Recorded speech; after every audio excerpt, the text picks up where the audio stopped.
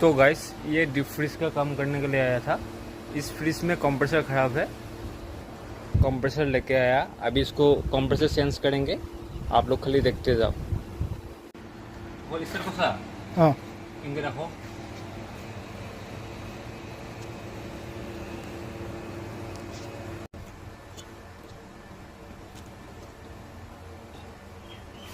এই মানুহে কুচি হয়তো 4000 টকা কেজি কুচি নেকি এইটো এটা 1 গ্ৰাম কিমান গ্ৰাম হয় वो विथ कोई दो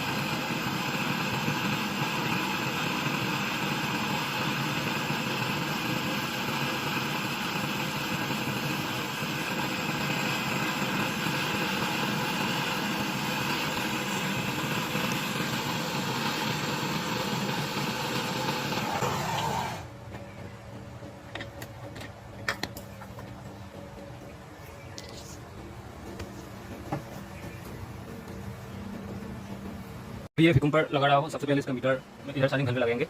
पकड़ो हाँ।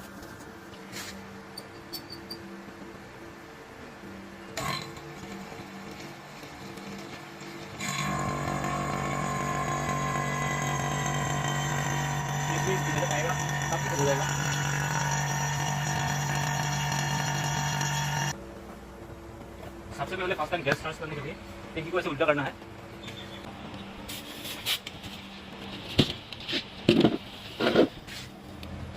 थोड़ा सा गैस डाल दिया। अभी इस मशीन को चालू करेंगे।